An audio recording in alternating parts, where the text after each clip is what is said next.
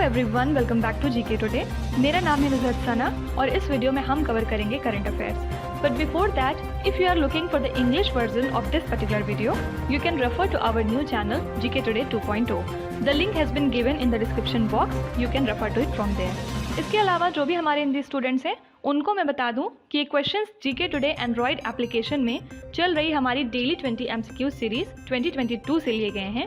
इसलिए अगर आप इन क्वेश्चंस को टेक्स्ट फॉर्म में चाहते हैं इसके एक्सप्लेनेशन और क्विज के साथ, तो आप ज्वाइन कर सकते हैं हमारी इस डेली 20 MCQ सीरीज को, जो कि अवेलेबल है जीके टुडे एंड्रॉयड एप्लीकेशन पे। तो अब आपका ज़्यादा टाइम नहीं लेते हुए चलिए शुरू करते हैं। Good morning everyone, welcome back to GK today. और आज हम डिस्कस करेंगे 3 मार्च के सबसे मोस्ट इंपॉर्टेंट करंट अफेयर्स। तो चलिए शुरू करते हैं।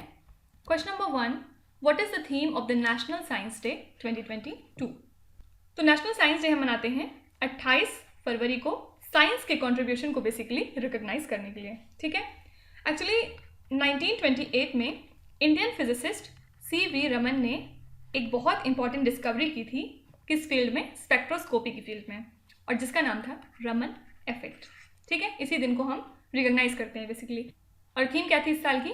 Integrated approach in science and technology for sustainable future. ठीक है, ठीक है। इसके अलावा फरवरी 27 को हम मनाते हैं वर्ल्ड NGO डे। किस लिए? ताकि अवेयरनेस क्रिएट की जा सके इस पर्टिकुलर सेक्टर के लिए और लोगों को इनकरेज किया जाए कि वो NGO में अपना योगदान ज़्यादा से ज़्यादा दे सकें। ठीक है, पहली बार हमने इस दिन को सेलिब्रेट किया था 2014 में। इसके अलावा मराठी भाषा दिवस, जिसको हम मराठी डे के नाम से भी जानते हैं, ये हम मनाते हैं 27 फरवरी को हर साल। किसकी बर्थ एनिवर्सरी को कमेमोरेट करते हुए? मराठी पोइट हैं विष्णु वमन शिरवाडकर। ठीक है, इनको हम प्यार से कुसुमग्रज भी कहते हैं। ओके, तो इनका एक ये वर्क है जिसका नाम है विशाखा। इसने लोगों को बहुत ज़्यादा मोटिवेट किया था टुवर्ड्स इंडियन फ्रीडम स्ट्रगल। ठीक है, और इनको साथ ही साथ बहुत सारे अवार्ड्स भी दिए गए। बहुत सारे तो महाराष्ट्र के अंदर ही थे, मतलब महाराष्ट्र के जो स्टेट अवार्ड्स होते हैं।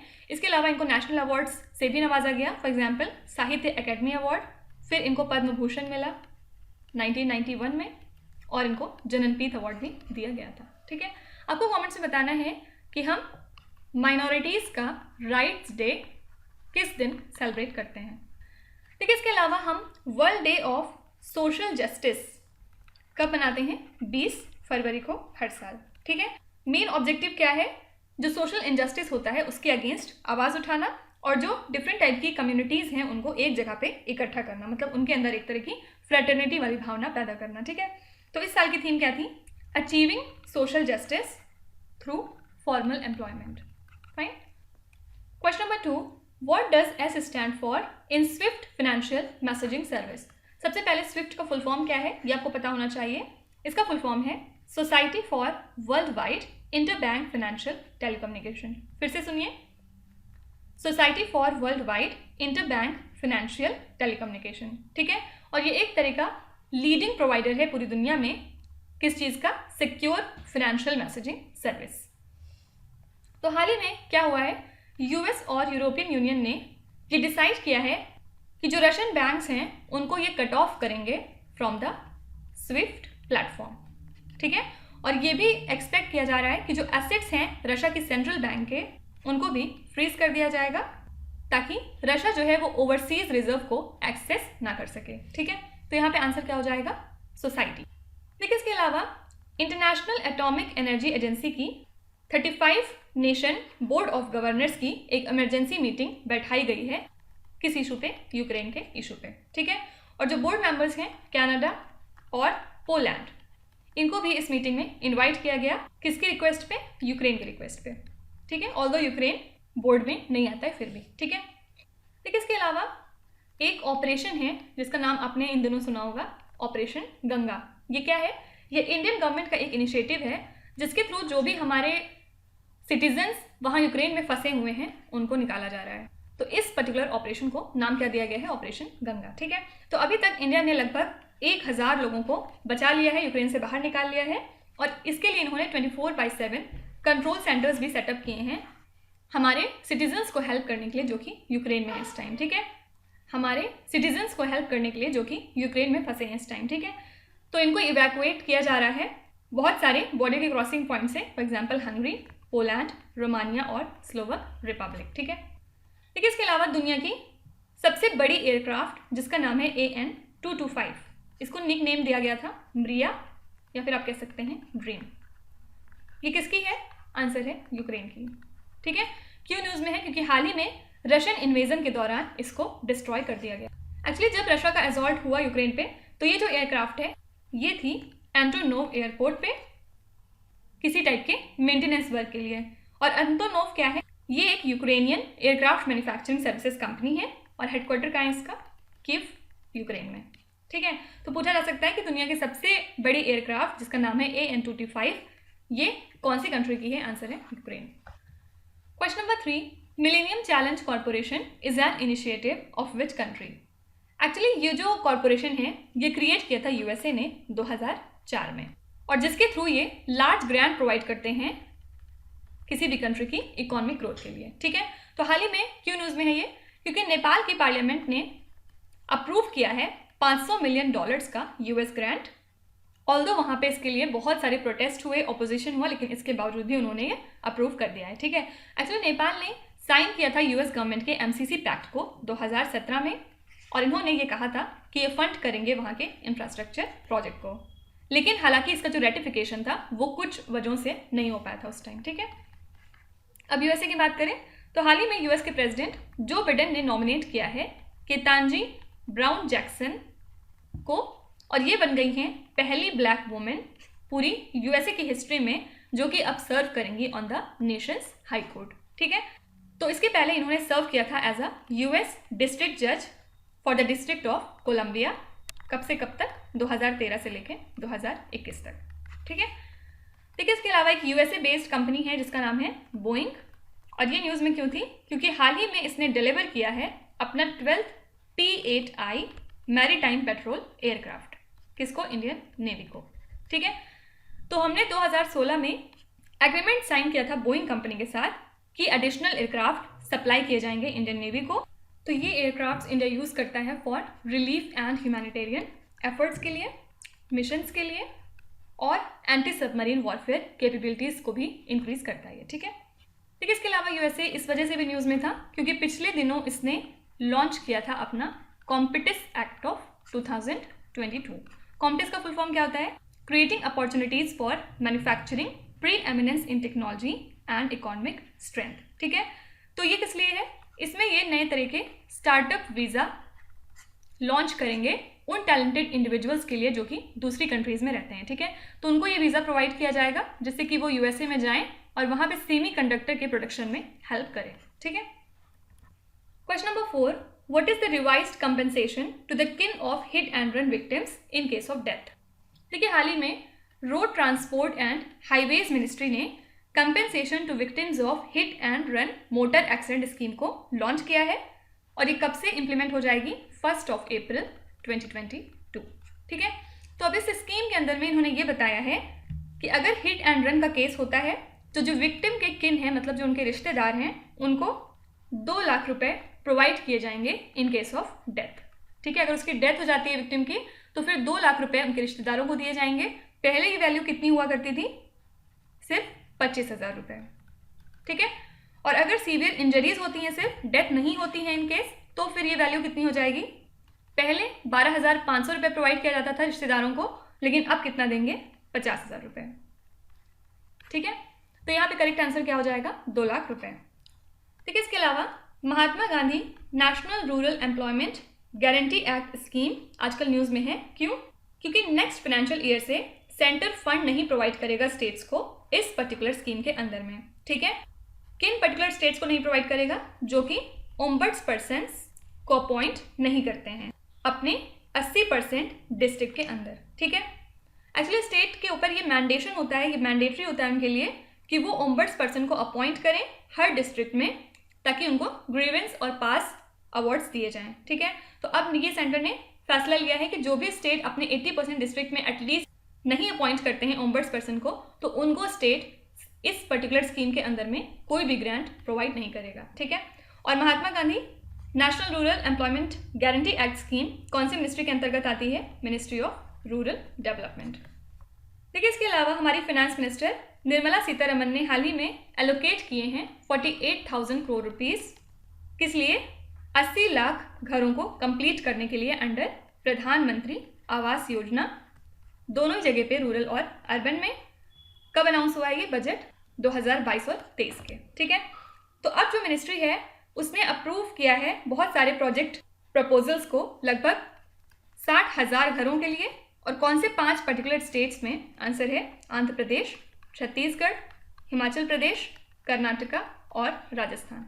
ठीक है, देखिए, इसके अलावा हमने ये भी देखा था कि सेंट्रल गवर्नमेंट ने हाल ही में जो टारगेट है डीजल को रिप्लेस करने का रिन्यूएबल एनर्जी के साथ में, उसको कब तक के लिए सेट किया है? 2024 तक के लिए। ठीक है, और ये स्पेशली एग्रीकल्चर सेक्टर की बात की गई है इसमें, कि एग्रीकल्चर सेक्टर में 2024 तक हम डीजल को रिन्यूएबल एनर्जी के साथ में रिप्लेस कर लेंगे। ठीक है, नेक्स्ट क्वेश्चन देखते हैं। Which tennis player won the Mexican Open title 2022? तो हाल ही में राफेल नडाल ने किसको हराया है? कैमरोन नॉरिस को, और जीत लिया है मैक्सिकन ओपन टाइटल 2022 का। ठीक है, तो याद रखिएगा राफेल नडाल का ये तीसरा टाइटल है 2022 से, मतलब अभी सिर्फ 2 महीने हुए हैं और इनको तीसरा टाइटल मिल गया है। और इसके पहले जो ऑस्ट्रेलियन ओपन हुआ था उसमें इन्होंने एक रिकॉर्ड सेट किया था 21st grand slam singles title का भी। ठीक है, देखिए, इसके अलावा इंडिया के एक वुशु प्लेयर हैं सादिया तारिक। इन्होंने हाल ही में एक गोल्ड मेडल जीता है। कहाँ पे? एट अ जूनियर टूर्नामेंट जो कि कंडक्ट कराया गया था मॉस्को, रशिया में। और ये कहाँ से हैं? श्रीनगर से। ठीक है, देखिए, इसके अलावा कार्लोस अल्काराज जो कि स्पेन से बिलोंग करते हैं, इन्होंने हाल ही में जीत लिया है रियो ओपन का टेनिस टाइटल। किसको हरा के? डीगो स्कर्ट्समैन को। ठीक है, कहाँ पे? रियो डी जेनेरियो, ब्राजील में। और इसी के साथ कार्लोस बन गए हैं यंगेस्ट एटीपी 500 चैंपियन। ठीक है, इसके अलावा हमने सकीबुल गानी की बात की थी। ये आजकल बहुत फेमस हैं। क्यों? क्योंकि ये पहले ऐसे प्लेयर बन गए हैं क्रिकेट की हिस्ट्री में जिन्होंने ट्रिपल सेंचुरी मारी है अपने पहले ही डेब्यू में। ठीक है, इसके अलावा हमने देखा था कि हाल ही में हरियाणा ने हराया है इंडियन रेलवेज को और जीत लिया है मेंस टाइटल। कहाँ पे? At the senior national volleyball championship 2021 और 22 की।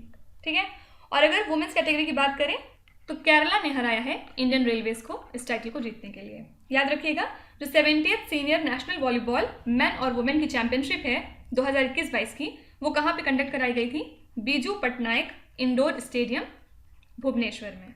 ठीक है, इसके अलावा ऋषभ पंत ने हाल ही में जीता है टेस्ट बैटिंग अवार्ड, और इसी के साथ इंडिया ने बॉर्डर गावस्कर ट्रॉफी 2021 की भी जीत ली थी। आपको कमेंट से बताना है कि कौन से स्पोर्ट्स पर्सन को हाल ही में captain of the year declare किया गया है। अपने आंसर आप कमेंट्स में लिख सकते हैं। Question number 6, which is the largest exported items among all fresh food category from India? यहाँ फ्रूट्स होना चाहिए एक्चुअली इंडिया ने जो फ्रेश फ्रूट का एक्सपोर्ट है उसमें कंसिडरेबल ग्रोथ देखा 2021 और 22 में। ठीक है, तो इंडिया के जो मेजर एक्सपोर्टिंग डेस्टिनेशंस थे फ्रेश फ्रूट के लिए वो कौन से थे? फर्स्ट नंबर पे था इसमें बांग्लादेश, फिर सेकेंड था नीदरलैंड्स और थर्ड पे था यूएई। ठीक है, तो सबसे ज़्यादा हमने कौन सा आइटम एक्सपोर्ट किया है? आंसर है फ्रेश ग्रेप्स। तो कितनी वैल्यू का हमने फ्रेश ग्रेप लगभग एक्सपोर्ट किया है? $314 मिलियन। ठीक है, और जो एक्सपोर्ट है गुआवा का उसमें भी 260% की ग्रोथ देखी गई सिंस 2013। ठीक है, अब हम लोग कुछ इंपॉर्टेंट जीआई टैग प्रोडक्ट्स देख लेते हैं एक बार। सबसे पहले जीआई टैग एक स्वीट डिश है वेस्ट बंगाल से जिसका नाम है मिहिदाना।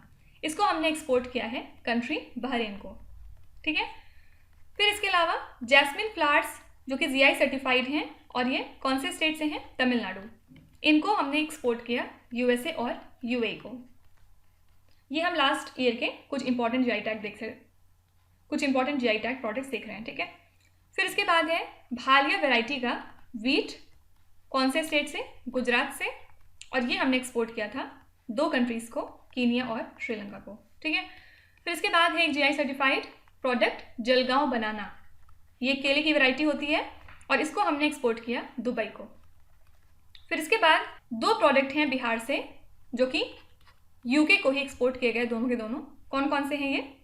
जर्दालू मैंगोस सबसे पहले, ये एक आम की वैरायटी होती है। और सेकेंड है शाही लीची। शाही लीची बहुत फेमस है, ठीक है। तो ऑब्वियसली जो भी जीआई टैग प्रोडक्ट्स न्यूज़ में आ जाते हैं वो आपके स्टैटिक जीके के पर्सपेक्टिव से इंपॉर्टेंट हो जाते हैं। तो पूछा जा सकता है कि जर्दालू मैंगोज कौन से स्टेट से हैं या फिर शाही लीची कौन से स्टेट से हैं, तो आपको याद रखना होगा। इसके अलावा लास्ट ईयर जम्मू कश्मीर को जीआई टैग दिया गया था इसके किस प्रोडक्ट के लिए? गक्की मशरूम्स।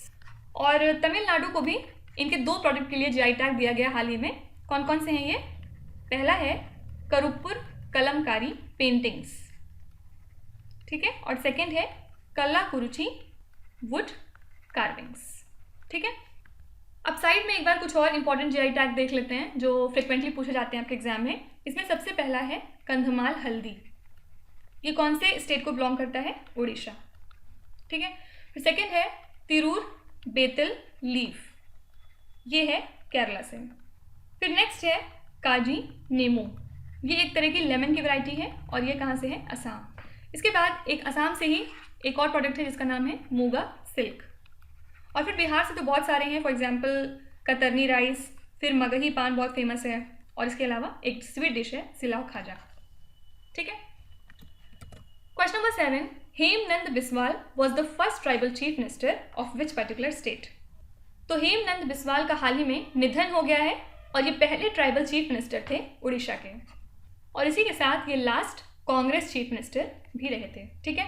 एक्चुअली 1995 में इनको डेप्यूटी चीफ मिनिस्टर बनाया गया था बाय JB पटनायक, ठीक है। उसके बाद ये इलेक्ट हुए उड़ीसा की असेंबली में 1974 में फ्रॉम लाइकेरा कॉन्स्टिट्यूएंसी से। ये इलेक्ट हुए थे एज MLA 6 बार फ्रॉम द सेम सीट, और 2009 में इनको MP बनाया गया फ्रॉम सुंदरगढ़, ठीक है। तो सबसे ज़्यादा इंपॉर्टेंट बात इन सब में से क्या है कि ये कौन से स्टेट के ट्राइबल चीफ मिनिस्टर थे? पहले आंसर है उड़ीसा, ठीक है। देखिए इसके अलावा second south Asian athletics federation cross country championship और 56th national cross country athletics championship कहाँ कंडक्ट होगी? कोहिमा में 26 मार्च को, ठीक है। तो याद रखिएगा ये एक ऐसा टूर्नामेंट है जो पहला इंटरनेशनल एथलेटिक इवेंट है नागालैंड का। इसके अलावा हमने देखा था कि सुप्रीम कोर्ट ने हाल ही में महाराष्ट्र अथॉरिटी की एक कंडीशन को स्क्रैप कर दिया है, ठीक है। ये क्या था? एक्चुअली पहले ऑर्केस्ट्रा बार्स में फीमेल और मेल की इन्होंने एक लिमिट लगा रखी थी कि 4 रहने चाहिए, उससे ज़्यादा नहीं हो सकते हैं, ठीक है। लेकिन बाद में कोर्ट ने ये कहा कि इसके साथ ही आप फंडामेंटल राइट्स का एक्सप्लॉयटेशन कर रहे हैं परफॉर्मर्स और लाइसेंस ओनर्स का, इसलिए आप ऐसा नहीं कर सकते हैं, ठीक है। तो सुप्रीम कोर्ट ने ये स्टेप लिया अंडर आर्टिकल 15 और आर्टिकल 19 ऑफ इंडियन कॉन्स्टिट्यूशन। इसके अलावा याद रखिएगा कि इंडिया 2023 का IOC सेशन होस्ट करेगा कहाँ पे? मुंबई में, ठीक है। और ये कब होगा? अगले साल मई या फिर जून मंथ में। तो याद रखिएगा इसमें नेक्स्ट होस्ट कंट्री का भी इलेक्शन होगा इसी के साथ 2030 के विंटर ओलंपिक्स के लिए, और जो लॉस एंजलिस का 2028 का ओलंपिक गेम्स है उसके बारे में जो भी स्पोर्ट्स प्रोग्राम्स हैं वो भी डिसाइड किए जाएंगे। Fine. Question number 8, which institution released a report on climate change that is dubbed as atlas of human suffering? तो intergovernmental panel on climate change ने रिलीज किया है हाल ही में second part of its 6th assessment report that is climate change 2022 impacts adaptation and vulnerability, ठीक है। इसको हम एटलस ऑफ ह्यूमन सफरिंग के नाम से भी जानते हैं। और ये जो रिपोर्ट है ये लगभग 270 ऑथर्स के द्वारा कंपाइल की जाती है फ्रॉम अक्रॉस 67 कंट्रीज। तो इस रिपोर्ट के हिसाब से इन्होंने ये बताया कि वो सिटीज़ जहाँ पे half of the world population से ज़्यादा लोग रहते हैं वो सिटीज़ सबसे ज़्यादा क्लाइमेट रिस्क के दायरे में हैं, ठीक है। देखिए इसके अलावा इकोनॉमिक इंटेलिजेंस यूनिट ने हाल ही में एक रिपोर्ट रिलीज़ की जिसका नाम था डेमोक्रेटिक इंडेक्स रिपोर्ट 2021 के लिए, ठीक है। इसमें कौन सी कंट्री ने टॉप किया? नॉर्वे, फिर सेकेंड प्लेस पे था न्यूजीलैंड, फिर फिनलैंड, और उसके बाद 4th पे था स्वीडन, और फिर लास्ट में आइसलैंड। तो ये टॉप 5 कंट्रीज थी, ठीक है। इंडिया की रैंक कितनी थी इसमें? 46th। इसके अलावा हमने ये भी देखा था कि इंडिया ने अपना overall intellectual property index score improve किया है, और इसी के साथ हम 43 रैंक पे आ गए हैं अमंग 55 कंट्रीज, ठीक है। और ये जो इंडेक्स है रिलीज कौन करता है? Global innovation policy centre of US chamber of commerce. तो टॉप 5 कंट्रीज इसमें कौन है? USA, फिर UK, फिर जर्मनी, फिर इसके बाद स्वीडन और फिर फ्रांस। ठीक है, इसके अलावा याद रखिएगा कि इंडिया की rank global entrepreneurship report monitor 2021-22 की रिपोर्ट में कितनी है? 4। टॉप 3 कंट्रीज कौन सी हैं? सऊदी अरेबिया, नीदरलैंड्स और फिर स्वीडन।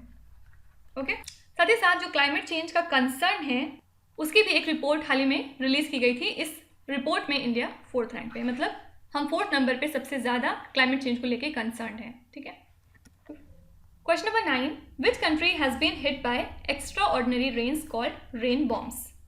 एक्चुअली बहुत ज़्यादा रेन जब होती है तो उसको हम रेन बॉम्ब कहने लगते हैं, क्योंकि बहुत ज़्यादा डिस्ट्रक्शन कॉज करते हैं। और जो ऑस्ट्रेलिया की 3rd मोस्ट पॉपुलर सिटी है ब्रिस्बेन, यहाँ पे तो बहुत भारी तबाही देखने को मिली इस रेन बॉम्ब की वजह से। ठीक है, और ये जो फ्लडिंग थी ये लगभग वर्स्ट थी सिंस 2011, मतलब 2011 के बाद ऐसी फ्लडिंग कभी नहीं देखी गई थी। तो यहाँ पे आंसर क्या है? ऑस्ट्रेलिया।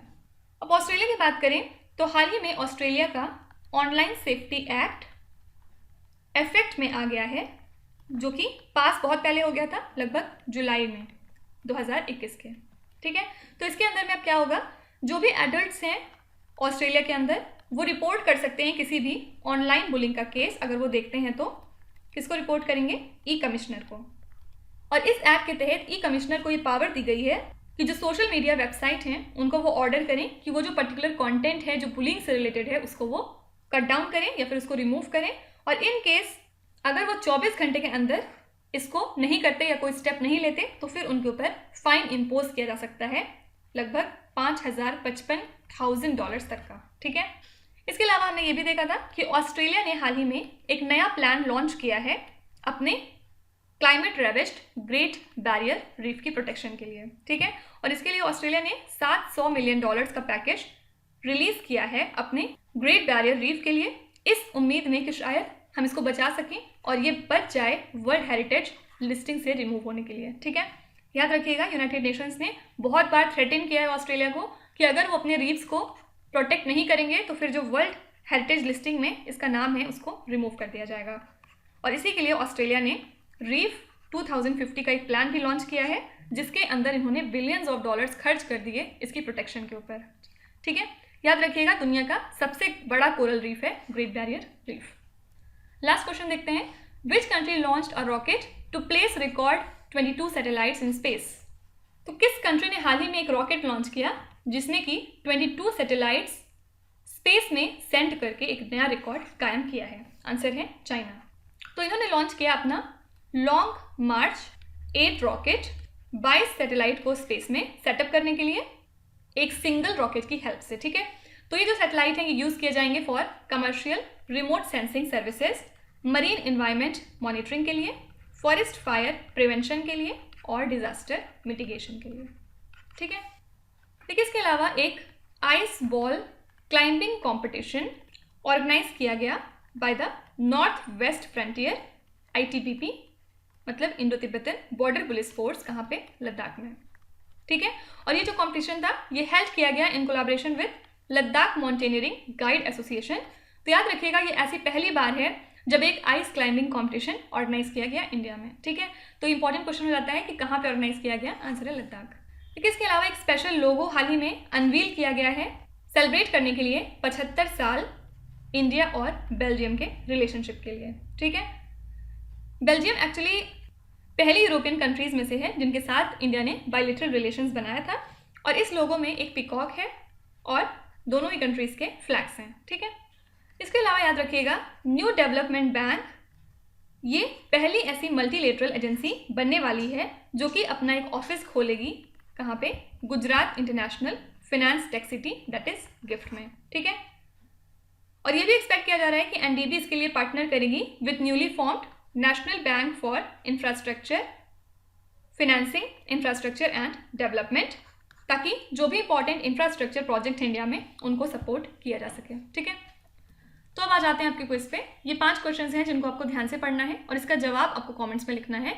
तो यहाँ पे वीडियो को पॉज करिए और एक एक करके ध्यान से क्वेश्चंस को पढ़िए। जो आपको आते हैं वेल एंड गुड, जो नहीं आते हैं कोई भी बात नहीं, विद टाइम डेफिनेटली आपका स्कोर इंप्रूव करेगा।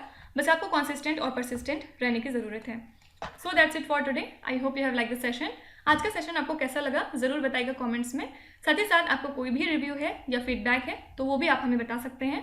हमें जानकर खुशी होगी और हम पूरी कोशिश करेंगे उसको इम्प्लीमेंट करने की। तो कल फिर हम लोग मिलेंगे सेम टाइम सेम जगह कल के करंट अफेयर्स के साथ। Till then stay tune. Thank you so much for watching and please do not forget to subscribe to GK Today. With this, me Nuzhat Sana signing off.